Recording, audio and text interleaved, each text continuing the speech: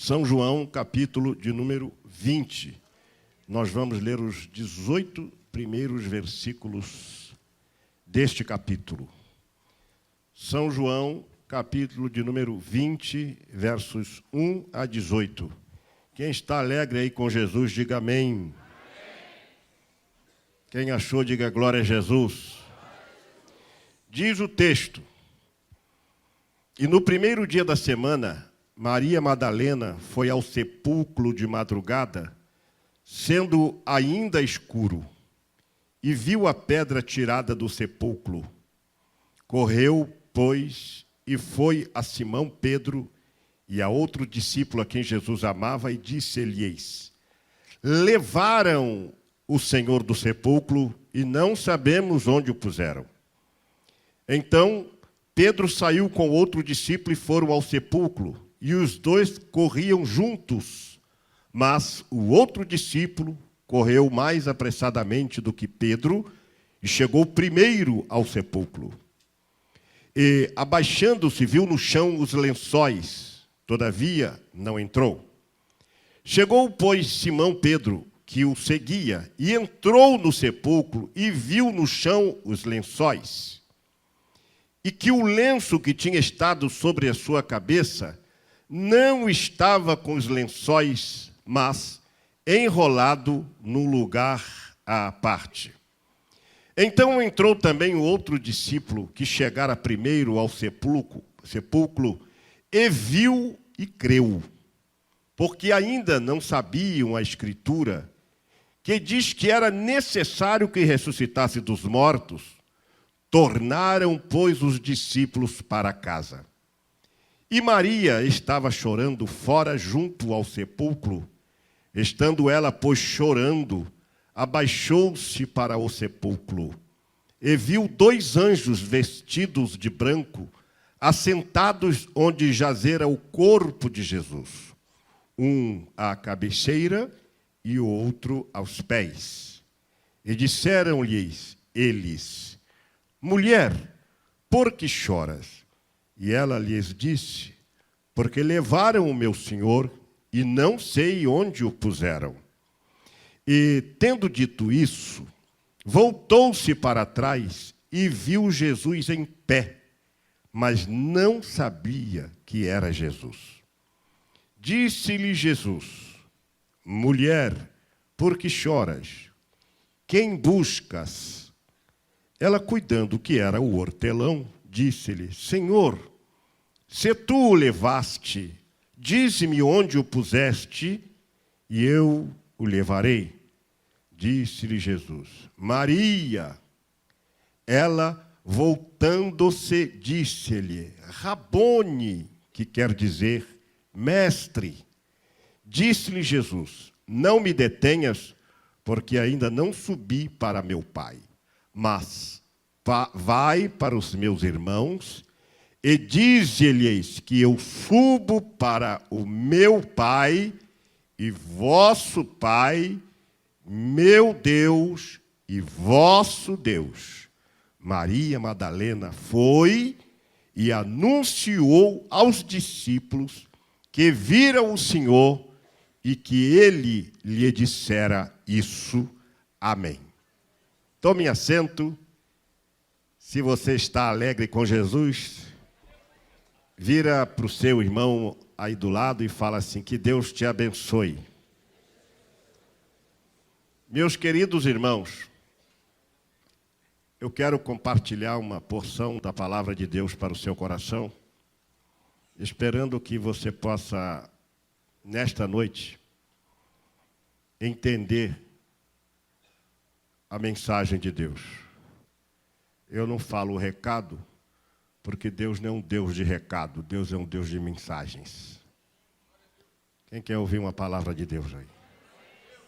Se você entrou aqui triste por alguma perda, se você entrou aqui chateado com alguma perda, se você entrou aqui porque esta semana você sofreu uma perda, ou esse mês que passou agora, mês de agosto, que as pessoas chamam aí o mês do desgosto, quem sabe nesse meio do desgosto, você sofreu uma perda, e você entrou aqui com seu coraçãozinho apertado, e veio pedindo para Deus falar com você. E eu creio que Deus pode falar com você. Quantos creem? Quem sabe até o mês de agosto, seus dias não foram muito bons, porque você sofreu perdas.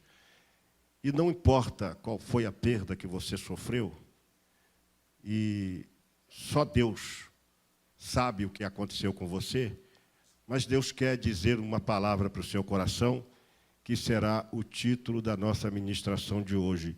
Repita comigo: quando nem tudo está perdido. Mais uma vez. Quantos creem que nem tudo está perdido? A grande verdade, irmãos queridos, é que ninguém quer perder nada. O grande desafio é como lidar com as perdas. Ninguém quer perder nada. Se alguém aqui disser, não, pastor, eu quero perder, você vai ser a exceção à regra, sim ou não? Ninguém quer perder nada. Mas o grande desafio é como lidar com as perdas nas diversas áreas da nossa vida. Porque muitos de nós ainda não sabem, nós não sabemos como lidar com as perdas. E isso tem afligido muita gente. Mas alguém escreveu, Maurice Maeterlinck, ele escreveu uma frase que diz o seguinte: a vida é a perda lenta de tudo que amamos. Essa frase é dele. Não estou aqui dizendo que esta frase está certa ou que esta frase está errada, mas ela é o retrato dos homens de hoje. A vida é a perda lenta de tudo que amamos. Só que eu queria declarar nesta noite que em Jesus não há perdas. E eu queria que você entendesse nesta noite como lidar com as perdas, tomando por base estes 18 versículos que nós lemos. Porque, meus queridos irmãos, eu creio profundamente no meu coração que a Bíblia, a palavra de Deus, é um manancial de informações, de instruções, de ensinamento em todas as áreas da nossa vida. Por vezes nós achamos que a Bíblia só trata de questões espirituais. Eu posso afirmar, como profissional de administração, que a Bíblia trata de administração. Eu posso afirmar, como profissional do direito, que a Bíblia trata de direito. Eu posso afirmar para vocês, como profissional de vendas, que sou formado também, que a Bíblia trata de vendas, de compra, de relação comercial. Eu posso afirmar, como profissional de administração que sou, que a Bíblia também trata disso. E posso afirmar ainda, como profissional de contabilidade, que a Bíblia também trata de contabilidade. Então a Bíblia é um livro de ciência que trata de muitas coisas que nós às vezes desprezamos. Quem está entendendo? Nós às vezes achamos que eu só vou ler a Bíblia para Deus falar comigo na minha área espiritual. Enquanto a Bíblia quer falar para você, e quando você a lê, com a ação do Espírito Santo, quando o Espírito Santo te impulsiona a ler a Bíblia, você lê com vagar, com atenção, com cuidado, Deus vai te orientar em várias e várias áreas da sua vida. Eu me lembro que uma vez eu estava trabalhando, eu era dirigente de uma empresa e tinha tanto papel na minha mesa que eu me perdi. Dificilmente eu me perdia com papel, porque foi a minha vida toda trabalhar com papel, mas naquele dia eu estava perdido. Falei, meu Deus, o que eu vou fazer? Eu me lembrei da mulher da dracma perdida. O que eu fiz? Juntei aqueles papéis todos num bolo só e fui pegando um a um e dando o destino. Porque foi assim que a mulher fez. Varreu a casa, juntou tudo num lugar só e ali ela procurou muito mais fácil. E eu aprendi assim. E tenho aprendido algumas coisas. Eu aprendi aqui nesse texto que às vezes nós ficamos sofrendo tantas perdas, que ficamos como que perdidos nas perdas. Parece paradoxal o que eu estou dizendo, ou meio que filosófico, mas tem hora que nós perdemos tanto que ficamos perdidos nas perdas. Quem está entendendo isso? Ou seja, o nosso raciocínio de reavaliar por que perdemos fica tão prejudicado, a nossa visão fica tão ofuscada, que deixamos de discernir, até mesmo no momento em que perdemos, que ainda é possível encontrar aquilo que nós perdemos. Nós ficamos tão perdidos que não encontramos saída. Quantas pessoas estão assim hoje na vida? Tão perdidas, sem esperança de que podem recuperar aquilo que perdeu? Por quê? Estão vivendo uma realidade sem acreditar que é possível acreditar que nem tudo está perdido. E eu quero profetizar nesta noite que nem tudo está perdido. Se você crê nisso, levante a tua mão e tribute ao Senhor Deus a glória, porque quando você está dando glória para Ele, Ele está mandando glória para a sua vida. Ademais, nenhum de nós aqui está pronto para perder alguma coisa. A rigor, nós não queremos perder nada, mas precisamos compreender que estamos sujeitos a perder, sujeito a perdas. Eu já sofri perdas na minha vida. Quem sabe você também já perdeu. Mas eu creio que nesta noite Deus está querendo falar para alguém aqui, porque Deus me direcionou a dizer esta palavra. Precisamos compreender que estamos sujeitos à perda. E o que aconteceu com você? Você perdeu. Mas você precisa aprender a enfrentar as perdas. E o grande problema, e o pior do que a perda, é quando você não quer enfrentar a perda. É quando você não quer trabalhar com aquilo que você perdeu. Eu estava muito em dúvida, meu Deus, o que pregar. Mas hoje pela manhã, Deus colocou aqui no meu coração que era isso que eu tinha que falar. A mensagem de hoje era de volta ao passado. Mas quando eu cheguei em casa, Deus falou assim, não, você vai pregar isso aqui. Porque eu quero trazer alguém de volta. Eu quero trazer alguém que está com perda, que sofreu perda e está se perdendo na perda. E eu quero fazer com que essa pessoa entenda que eu ainda sou Deus e estou no governo de tudo. Nós precisamos entender, administrar as perdas e superar as perdas, acreditando que Deus sempre fará a sua vontade em nós.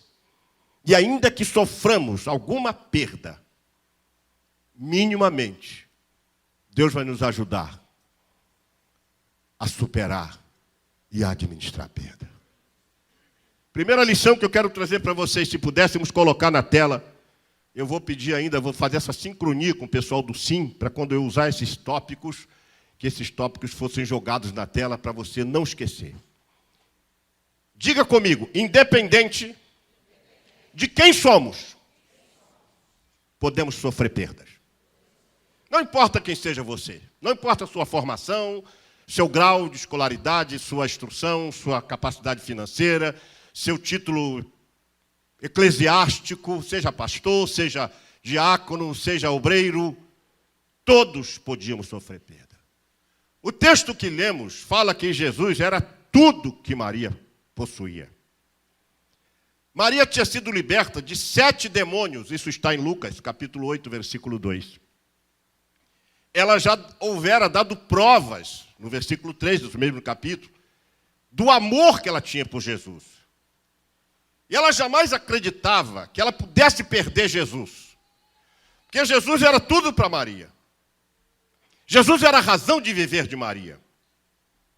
E não passava pela cabeça a possibilidade de perdê-lo. Mas um dia, ela foi surpreendida com uma grande perda. E a perda foi de forma trágica. Porque Jesus morreu. Foi levado à sepultura. E quando ela viu a morte de Jesus, aquela mulher sentiu uma dor. E não é difícil imaginar isso. porque o texto vai nos conduzir a uma imaginação, ainda que pueril, mas uma imaginação de alguém que não admitia perder Jesus. Ela se sentiu uma ovelha sem pastor. Ela era uma mulher que contribuía para a obra de Jesus. Aquela mulher estava tão agora abalada com aquela perda, que ela não podia admitir a perda. E mesmo tendo perdido, e ela então começou a sofrer muito. Até que, eu imagino que essa mulher, vendo que não tinha mais jeito, que Jesus expirara e morrera, eu fico imaginando como ela entrou numa tremenda tristeza, numa profunda tristeza, melhor dizendo, e começou a pensar naquela perda. Eu acho que a pior perda que nós podemos ter hoje é perder Jesus. Não existe coisa pior. Você pode perder o emprego, pode perder o carro, pode perder a casa, pode perder tudo. Você só não pode perder Jesus. Porque Jesus é tudo para nós. Mas em segundo lugar, como algumas pessoas lidam com as perdas? Eu quero ser bem objetivo, porque senão eu não vou ter tempo, mas eu espero cumprir dentro do meu tempo. Como algumas pessoas lidam com as perdas? Nós lendo o texto que foi mencionado aqui, você vai ver que 10 dos discípulos voltaram para casa. Ou melhor, os discípulos voltaram para casa. Todos voltaram para casa. Nós lemos isso aqui. Eu aprendo aqui que há algumas pessoas que perdem e não se interessam em recuperar o que perdeu. Há também aqueles que perdem, mas apenas paralisam os seus potenciais e se refugiam nessa atual realidade de perdas e fica lamentando o mundo porque perdeu. Mas há aqueles que buscam recuperar as perdas, mas no primeiro obstáculo também voltam para casa ou desistem de buscar. Mas existe um outro grupo, é aqueles que perdem, mas não aceitam a perda e se propõem a recuperar. Quem faz parte da sua? Você é desses aí? Levante a sua mão e diga glória a Deus por isso. Diz a Bíblia que Maria estava na porta do túmulo, chorando. Eu quero crer que ela não admitia perder Jesus. Ela não aceitava perder Jesus. Então ela foi lá no túmulo. E ali ela ficou. E ali começa uma nova fase na vida de Maria. Depois de passar aqueles 2 dias lamentando a perda, era o 3º dia e ela estava à porta do túmulo. E se nós analisarmos agora a situação de Maria, nós vamos entender quais, em terceiro lugar, repita comigo, quais os sintomas dos que sofrem perdas.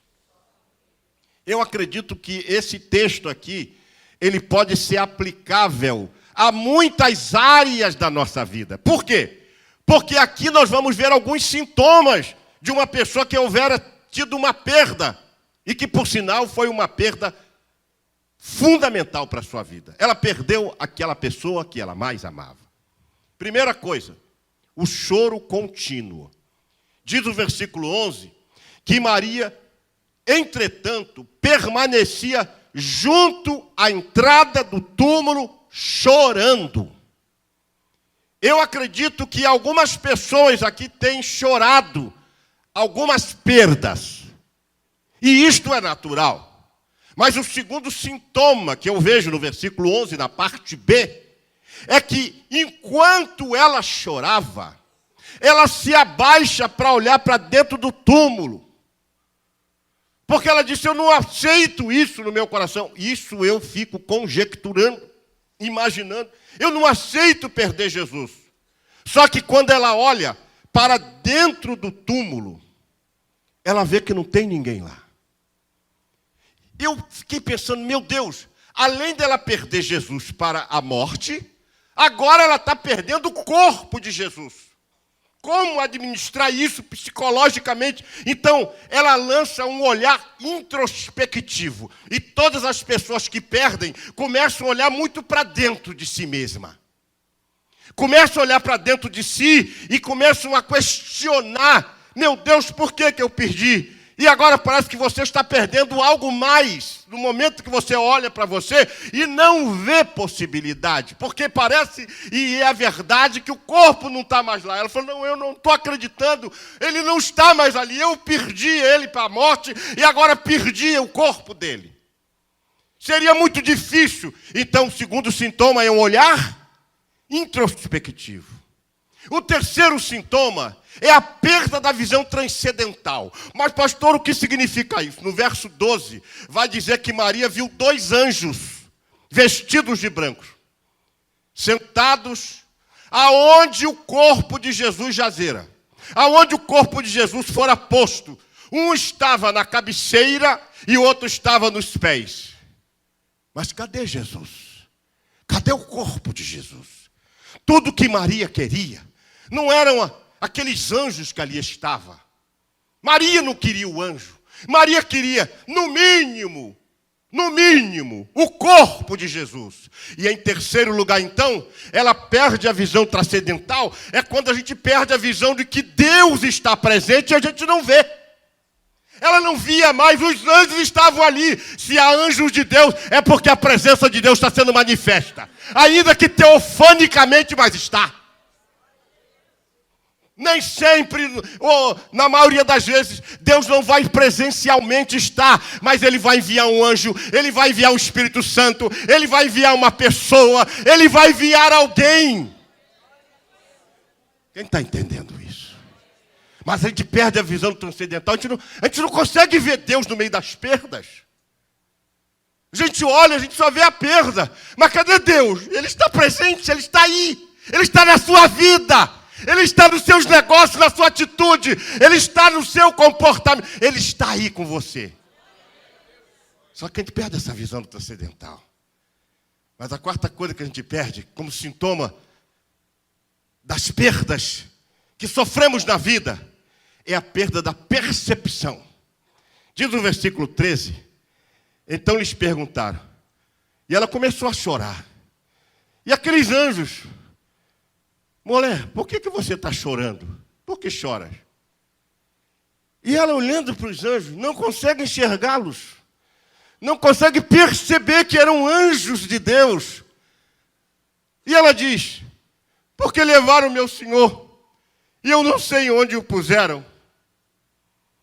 Levaram o seu Senhor? Ela não consegue perceber. Quando a gente perde alguma coisa, a gente não consegue perceber que Deus está no controle, que Deus está mandando anjos, que Deus está nos protegendo, que Deus está providenciando alguma coisa maior do que as perdas. Mas nós às vezes estamos sem percepção. A visão fica turbada, o raciocínio fica lento, a fé parece que cai, parece que a força diminui uma magnitude tal que a gente não tem mais força para enxergar. Aí entra o quinto sintoma, que é a melancolia. Pastor, o que é melancolia? Dizem os dicionários que melancolia é um choro insistente, é uma tristeza profunda, é uma apatia continuada, é alguém que está sofrendo de um estado de profunda apatia, e ele está chorando, está se lamentando, está melancólica, ou está melancólico. Maria estava melancólica, porque ela chorava. E a prova dessa sua melancolia é que ela chega para 2 anjos e fala assim: para onde o levaram? Eu o perdi quando ele morreu, e agora estou perdendo o corpo. Mas me digam, pelo menos, para onde levaram o corpo do meu Senhor? Até ali nós vemos uma mulher perdida nas perdas, sem saber o que fazer. E aí entra a prova da melancolia. E a prova da melancolia é que levaram o meu Senhor e eu não sei onde puseram. E ela fala com dois seres especiais. Ela está dizendo que levaram. Ela não está dizendo que perdeu. Ela está dizendo que levaram ele. E eu não sei onde o puseram. Ou seja, ela não tinha uma dimensão de onde pudesse achar o corpo. Ela não tinha noção de onde estava. Em que pese o local, seu local quase que exclusivo, porque eu estive nesse local no ano de 2000. Entrei no túmulo, que lá não tem nada, obviamente. E ela fica perguntando, onde é que puseram ele? Mas o sétimo sintoma é a sensação da ausência do real. Ora, a gente perde o senso da realidade quando a gente está perdido. Ou quando a gente perde alguma coisa, a gente fica assim, mas ausência do real. O real estava ali. Os anjos, se ali estavam, é porque se cumpriu a profecia que diz, não permitirá que o seu santo veja corrupção. Mas ela não entendia isso. Ela não percebeu a sensação que ela tem de que estava faltando ali o corpo, que perdera o corpo. Mas em oitavo lugar, falta ainda, é um outro sintoma, a falta de discernimento. As lágrimas ofuscaram a visão de Maria. E tendo dito isto, voltou-se para trás e viu Jesus em pé. E quando ela estava conversando com os anjos, depois ela se volta, vê Jesus em pé, Jesus estava ali.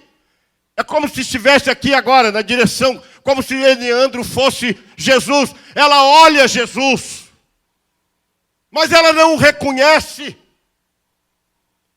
Irmãos, Deus está dizendo aqui que tem alguém que não está reconhecendo Jesus na sua vida. Não está reconhecendo Jesus nos seus negócios. Não está reconhecendo Jesus na sua capacidade. Não está reconhecendo Jesus na sua família. Porque acha que perdeu tudo. Em nome de Jesus, você não perdeu. Porque quando nem tudo está perdido. Porque quando Jesus está presente, as coisas não funcionam assim. Ela olha para Jesus, olha para ele, e ela não entende. E tendo dito isso, voltou-se para trás e viu Jesus em pé, mas não reconheceu que era Jesus. A gente fica tão perdido nas perdas, que a gente não reconhece nem que Jesus é o Senhor dos Senhores, é o Rei dos Reis, é a brilhante e refulgente estrela da manhã, é o bálsamo de Gileade, é a rosa de Saron, é o Cristo eterno, é o Cristo maravilhoso, é o ungido de Deus, é o Senhor dos Senhores, é o Alfa e o Ômega, o princípio e o fim. Nós não reconhecemos isso. E por último, o outro sintoma é que falta avaliação da situação. A gente não consegue avaliar a situação, a gente não consegue avaliar a realidade que estamos vivendo. A perda nos leva a dúvidas. A perda nos leva a dúvidas e a falsas avaliações. Aí Jesus, que está ali, representado por Eneandro, olha para a mulher que está perguntando para ele, o senhor viu onde puseste? E Jesus fala assim, por que choras? Por que choras? Irmãos, tem gente chorando por dentro aqui. Tem gente chorando por dentro, achando que perdeu alguma coisa. Deus manda te dizer, nem tudo está perdido. Quem está entendendo? Nem tudo. Fala para o teu irmão aí, nem tudo está perdido. Aí Jesus fala com ela olhando para Jesus, e Jesus falando para ela assim, mulher, por que choras? A quem procuras? Ora, se ela estava procurando alguma coisa, irmão Alexandre, é porque ela perdeu. E Jesus pergunta assim, a quem você está procurando? Que você perdeu, ou quem você perdeu, ou qual foi a coisa que você perdeu que você está procurando? Aí ela responde, achando que Jesus fosse o jardineiro. Ela imaginava que o Eneandro, ali representado por Jesus, fosse o jardineiro. Olha que coisa terrível é a sensação da perda. Olha que força tem as perdas. Ela neutraliza o nosso potencial, ela ofusca a nossa visão, ela paralisa o nosso raciocínio, tira a nossa capacidade de percepção, de visão, de introspecção. E ela olha para Jesus, não reconhece, confunde Jesus como jardineiro. Ainda bem que ele de fato é o jardineiro do jardim fechado, que é a igreja do Senhor. Ainda bem que ele cuida das rosas do Senhor, que ele tira os nossos espinhos. E nesta noite ele está arrancando espinhos. Nesta noite ele está cortando folha seca. Nesta noite ele está mostrando a você que ele é mais do que um jardineiro. Ele é o jardim fechado do Senhor. A quem procuras? E ela fala para ele assim: Senhor, se tu o tirastes, se tu o tiraste, dize-me aonde o puseste e eu o levarei. Sabe o que ela estava dizendo? Eu quero levar o que eu perdi para casa. Eu quero levar esse homem que eu perdi, que eu tanto amava. Essa pessoa que eu tanto amava. Eu quero levar ele. Me diz onde o Senhor o colocou. Ela não entendia que ela estava falando com o próprio Jesus. Você está reclamando para Jesus que está do teu lado, perguntando por que ele te deixou, por que ele te permitiu isso. Do teu lado, você falando isso com ele. Olha que coisa. Mas a quinta lição que a gente tem que aprender aqui, qual é, diga comigo, qual é a receita de Jesus para superarmos as perdas? Quem quer saber qual foi a receita de Jesus? Meia dúzia quer saber? Quem quer saber? Meia dúzia só? Jesus então pergunta para a mulher: por que choras? A quem procuras? Ela supondo, é uma coisa interessante, quando a gente perde alguma coisa, a gente fica supondo um monte de coisa. Quem pode concordar comigo aí? É ou não é? Fica supondo um monte de coisa. Eu acho que foi por isso, eu acho que foi por aquilo, eu acho que foi por aquilo outro, eu acho que é porque eu não dei o meu dízimo, eu acho porque eu falhei, acho que eu cometi aquele pecado. Deve ser porque eu não fui àquele culto que o pastor falou. Aconteceu alguma coisa. A gente fica supondo. Ei, Deus está dizendo para você assim: pare de supor. Pare de supor. Mude esse foco. Entra na realidade. Você perdeu, mas já está encontrando. Porque Ele está no controle. Ele está no controle. Dize onde puseste, eu o levarei. Sabe o que Jesus está dizendo? Reflita sobre o teu choro. Você está chorando por quê? Porque perdeu alguma coisa que não perdeu. Ei, Deus está dizendo para mim: você está chorando, dizendo que perdeu alguma coisa que você não perdeu. Na caixa compras narabaxébias. Você não perdeu. Determine o que você está procurando. Terceiro, responda ao invés de ficar perguntando como, por quê, quando e agora. Pare de perguntar. Responda o que Jesus está perguntando. Responda. Talvez seja melhor você responder do que ficar fazendo perguntas, indagações vazias, querendo encontrar um culpado, querendo determinar algum procedimento, querendo achar que alguma coisa não correu bem. Jesus não quer saber das suas perguntas. Jesus quer saber se você quer responder ao que Ele está lhe perguntando. Responda. Quarto lugar, pare de ficar achando culpado para a sua perda. Culpado foi o pastor. Culpado foi meu esposo. Culpado foi a minha esposa. Culpado foi a minha mãe. Culpado foi meu pai. Culpado foi meu filho. Não, culpado foi o empresário. Não, culpado foi... Pare de achar culpado. Você não vai resolver o problema das perdas procurando o culpado. Mesmo que encontre, não vai resolver o teu problema.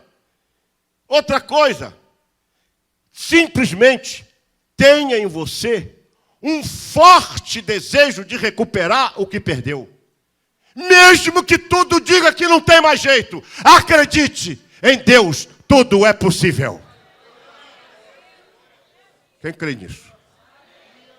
Para Deus não há impossível. Outra coisa, faça uma busca constante do que foi pedido, do que foi perdido. Faça uma busca constante. Mesmo que introspectivamente, mesmo que na sua solidão, busca o que foi perdido e fale com clareza para Deus. Deus, eu perdi isso. Agora, não perca o momento de recuperação. Quem sabe esta pregação de hoje, que eu não sei por quais razões Deus me permitiu trazer, seja a tua plataforma para você reavaliar o seu momento de recuperação. Você está mais focada na perda do que no momento de recuperação. O que é mais importante é o nosso momento de recuperação. Ela estava falando com Jesus, já tinha recuperado a perda e ainda não entendia isso. Porque os seus olhos estavam entenebrecidos, fechados para a realidade de um Deus que faz o impossível. E a outra coisa que eu acho importante é que às vezes nós ficamos valorizando mais a materialidade ao invés da espiritualidade. E o conselho que eu dou para você, não valorize a materialidade sobre a espiritualidade. O mundo é o equilíbrio entre o material e o espiritual, mas tem hora que o espiritual é mais importante, sempre será, do que o material. Porque as coisas materiais vão ficar aqui, mas a espiritual vão te levar para a eternidade, para a glória. Ainda que você tenha perdido aqui você pode ganhar muito mais do que você perdeu, porque em Deus faremos proeza, em Deus saltaremos uma muralha, 1000 cairão ao teu lado, 10.000 à tua direita, você não vai ser atingida, você não vai ser atingido, porque Deus está no teu negócio, Deus está na tua vida, isso é que importa. Não aceite que o túmulo vazio seja uma mostra de que tudo que você tinha se perdeu e tudo que lhe resta é um túmulo vazio. Maria, quando olha para aquele túmulo, eu fico imaginando isso. Tudo que me resta agora, pastor Milton, é um túmulo vazio. Até o corpo dele eu perdi. Não tem mais nada. Eu amava tanto esse homem. Ele é o meu Salvador, Ele é o meu Senhor. Ele é meu Rabone. Agora o que eu vejo? Um túmulo vazio. Não vejo mais ninguém. Até o corpo dele sumiu. Furtaram, roubaram, perdi. E às vezes nós ficamos aceitando o túmulo vazio como uma amostra grátis de que tudo está perdido e só nos resta o vazio. E no vazio a gente começa a viver ele de tal magnitude, de tal plenitude, que a gente acaba entrando na plenitude do vazio. A vida perde o sentido, o trabalho perde o prazer, a família perde o sabor, parece que tudo está em preto e branco, parece que não há mais flores no nosso jardim, parece que tudo que a gente olha é só deserto, parece que a gente só vê prova, só vê problemas, é um livro de matemática, porque a gente começa a olhar o vazio. Mas aquele túmulo vazio era a maior esperança daquela mulher. Era tudo que ela deveria ver. E ela não entendia. Ela olhava para o túmulo vazio e devia recrudescer na sua alma, nas suas entranhas, no seu coração. Se ele não está aqui, é porque a palavra de Deus se cumpriu. Ele está vivo.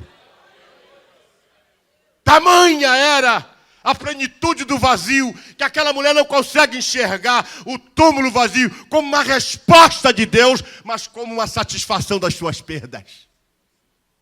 Meu Deus, eu queria tanto te denunciar aos anjos de Deus e dizer assim, olha, por que você está assim? Por que está se sentindo tão tão triste, tão acabrunhada, tão acabrunhado, tão sofredor? Por que você está achando que a vida acabou? Repita comigo, a vida não acabou. Eu não perdi. Diga comigo, aquele túmulo vazio. Diga comigo, não tem nada ali dentro. É a maior prova que a gente precisa. Ali era a maior prova dada por Deus de que ela não perdera nada. Creia que se o túmulo está vazio, é porque Ele vive. E se Ele vive, nele nós podemos confiar. Levante a sua mão aí e tribute a Ele um glória gostoso.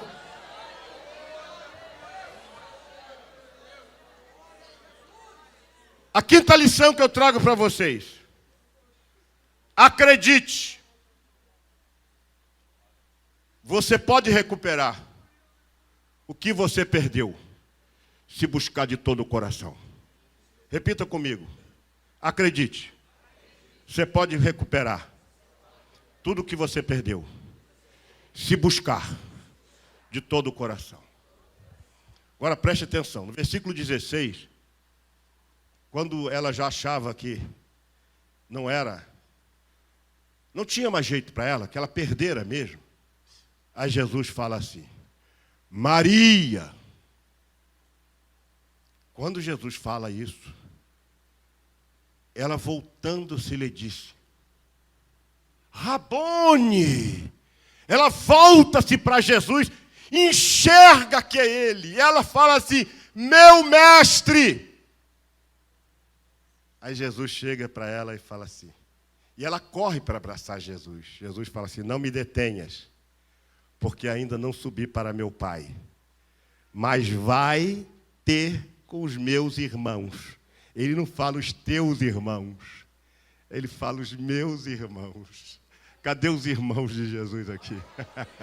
Vai lá, fala para os meus irmãos e diz-lhes, subo para o meu Pai e vosso Pai, para meu Deus e vosso Deus.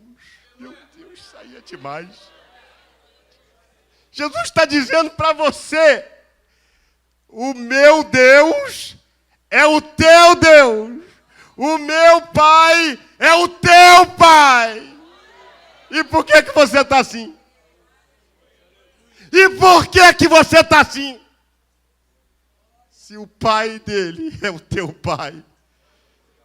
E outra coisa, o Deus dele é o teu Deus. Fala para eles. Fala para eles. E diz ele, subo para o meu Pai e vosso Pai, para meu Deus e vosso Deus. Naquele momento, Maria teve um insight. Maria teve uma iluminação.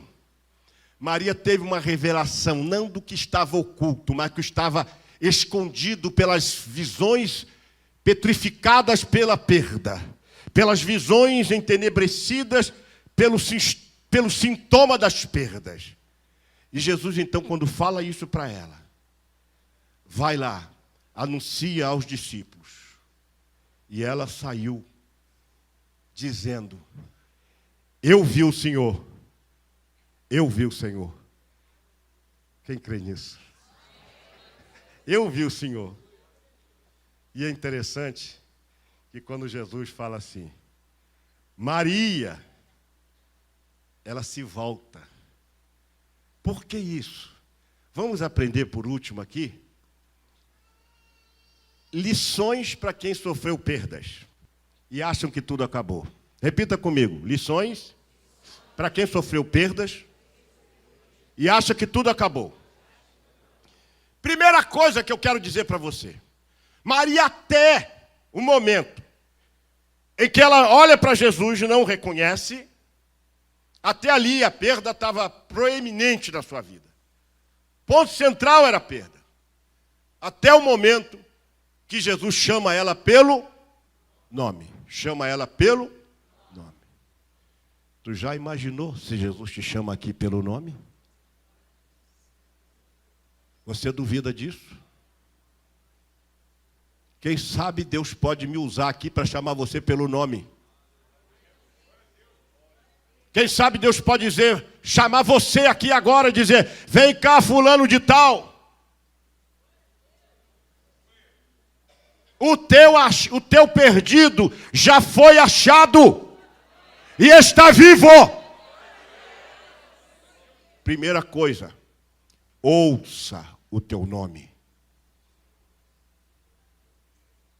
Pastor, o que quer dizer isso, pastor?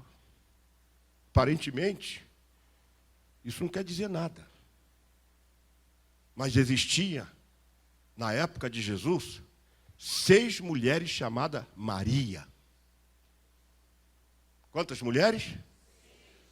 Existia a Maria, mãe do Senhor Jesus. Existia a Maria de Betânia, que era irmã de Lázaro.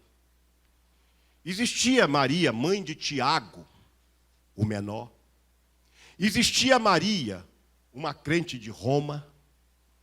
Existia Maria, a mãe de Marcos. Jesus não chamou essas Marias, Jesus chamou uma Maria. E essa identificação, quando Jesus fala assim, Maria, ela entendeu, é comigo. É comigo, ele está me chamando. Ele está me chamando, não é possível, mas eu perdi. Mas ele está vivo e te chamando pelo teu nome. Naquele momento, eu fico imaginando, eu vou recuperar então, eu estou recuperando o que eu perdi. Eu pensei que eu tinha perdido ele, mas ele agora está me chamando. Só pode ser ele, porque ninguém nesse planeta chama você pelo nome igual. Cada um que vai chamar você vai chamar de forma diferente. E você tem que distinguir quem é que está te chamando. Quando teu esposo te chama, você sabe que é teu esposo. Quando teu filho te chama, você sabe que é teu filho. Quando tua mãe te chama, você sabe que é tua mãe. Mas quando Deus também te chama, você sabe que é Deus. E você tenha o discernimento de distinguir, porque alguém vai chamar você de forma diferente. Jesus chamou Maria. Diz o texto que ela, voltando-se para ele, eu fico imaginando o quadro. Ela voltou-se para ele. Olha o que diz o versículo. Voltando-se. Ela se volta para ele.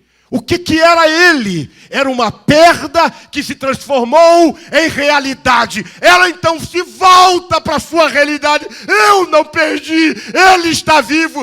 Ele está aqui. E ainda está me chamando pelo meu nome. Você não perdeu nada, minha irmã, você não perdeu nada. Jesus está do teu lado, dá glória a Ele, glorifica a Ele, exalte a Ele, porque você, quando se voltar para a sua realidade, você vai entender que você não foi à toa no túmulo. E quem sabe alguma pessoa aqui já foi até o túmulo, ainda que inconscientemente. Quem sabe alguma pessoa já foi ao túmulo aqui, embora não o túmulo físico, mas o túmulo emocional. Entrou num túmulo, não encontrou a resposta. Quem sabe você morreu sentindo que a vida não tem mais sentido. Mas escute isso. Quando Jesus fala para aquela assim, por que choras? Jesus pergunta para ela, por que choras? Jesus estava dizendo para essa mulher, por que você está chorando? Estanque-te choro. Estanque-te choro. Estanque o seu choro. Exulte de alegria, porque Ele vive. Porque Ele vive. Porque Ele vive. E se Ele vive, eu posso crer no amanhã. E se Ele vive, eu posso acreditar que não há perdas. E se houver perdas, Ele vai me mostrar que Ele é mais importante do que qualquer coisa que eu tenha perdido na vida. Aleluia. E quando Ele disse, por que chora? Ele estava dizendo para aquela mulher, solte esse grito que está preso na sua garganta de felicidade. Chore, mulher, porque eu estou aqui. Você não perdeu, nem tudo está perdido. O quadro que você desenhou foi pintado de preto.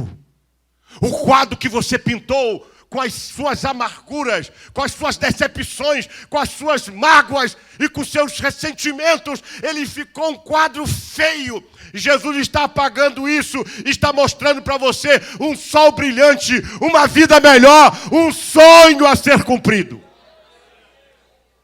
E quando ela fala, Rabone, ela está dizendo, meu mestre. Eu vou pular tudo isso aqui por causa das horas. Mas eu quero dizer, por último, lições para aplicar a nossa vida espiritual. Essas 7 lições, você precisa guardar no seu coraçãozinho. Primeira lição, não tenha medo de perder de novo. Porque se você recuperou o que perdeu, pode recuperar o que você poderá perder. Ainda que tudo diga que não, nele podemos encontrar respostas. Segundo, não fique tão apegado ao que você perdeu. Fique apegado àquilo que você pode recuperar. Inverta o problema. Enquanto a gente fica preocupado, preso, com a perda, com a cabeça ardendo, tomando um monte de remédio para tirar a dor de cabeça, querendo apagar isso da memória, porque isso você está deixando de focar na recuperação. Você está deixando de focar naquele que está pronto para te mostrar uma outra resposta que você ainda não teve, com as suas lutas, com as suas batalhas internas, com suas demandas. Você não sabe o que faz. Aí Jesus entra nesse momento e diz assim, você perdeu o que mesmo, hein? O que você perdeu mesmo? Senhor, bom, é o seguinte, Senhor. Eu ia dizer que eu perdi o Senhor, mas não tenho nem coragem, porque o Senhor está aqui. Eu não perdi, Senhor. Mas claro, Maria, você nunca me perdeu. Sempre estarei contigo todos os dias, até a consumação dos séculos. Levante a tua mão e adore a Ele. Adore a Ele. Não fique apegado ao que você perdeu, mas recupere. Fique apegado ao que você recuperou. Mais do que se apegar, você deve exultar pela recuperação. Não é momento para chorar o leite derramado. Não é momento para ficar chorando. Não é momento para ficar se entregando, jogando a toalha, entregando os pontos porque tivemos uma perda. Olha, você deve se apegar e exultar, porque a recuperação é maior. Deus está no controle de tudo. O ano que nós estabelecemos na nossa igreja é o ano do governo de Deus. E se Deus governa todas as coisas, no domingo vou estar ensinando uma aula aqui diferente para todos vocês. O governo de Deus sobre os embaraços. A gente vai aprender que nem tudo é pecado, mas é embaraço. A gente se embaraça com alguma coisa e aí ficamos embaraçados. E aí a gente quer sair desse embaraço e a gente não sabe. Mas Deus está no controle de todas as coisas, até dos embaraços. Entenda a relevância do bem recuperado em relação ao bem perdido, ou ao objeto perdido, ou a coisa perdida, ou a proposta perdida, ou ao esquema perdido, ou alguma coisa que você perdeu. Coloque a relevância da recuperação. Creia no Deus que você serve. Fale a todos. Isso é indistinguível. Quando Jesus chamou aquela mulher, eu acredito, irmãos, e sei piamente, que o que Jesus queria é, vai lá, anuncia a eles que eu estou vivo. Vai lá rápido, vai lá. Fala para todo mundo. Olha só. Diz-lhes que eu subo para o meu Pai. O que diz a Bíblia? Maria Madalena foi e anunciou aos discípulos. Sabe o que eu aprendi, irmãos? Sabe o que eu aprendi? Fale para todos que perderam, que você recuperou o que perdeu. Isto servirá de estímulo para outras pessoas. E outra coisa que eu vou fazer logo uma conexão, que estamos chegando ao finalzinho. a mensagem que você recuperou, o que se perdeu, será mais importante do que aquilo que você imagina que perdeu. Porque a mensagem vai levantar outras pessoas. Não estou me referindo à mensagem de que Jesus, a mensagem de Jesus era mais importante que ele. Não, para você entender. Às vezes ficamos dando tanto foco, tanto ibope para as perdas, que esquecemos que a mensagem de recuperação é mais importante. Então você tem que sair, e Jesus diz assim: vai lá, anuncia aos discípulos, fala que você me viu, fala que eu estou vivo, fala que você recuperou o que você perdeu, fala para todo mundo. É isso que Deus quer de você. Deus não quer te ver trancado num quarto, Deus não quer ver você chorando as perdas, Deus quer que você anuncie que Ele vive. E por último mesmo, não se apegue ao que é físico, mas ao que é espiritual. Ainda que você tenha perdido, ainda que tudo diga que você perdeu, eu reafirmo o tema da nossa mensagem: nem tudo está perdido. Repita comigo. Mas está muito fraco. Fala para o teu irmão aí do lado. Fique de pé em nome de Jesus.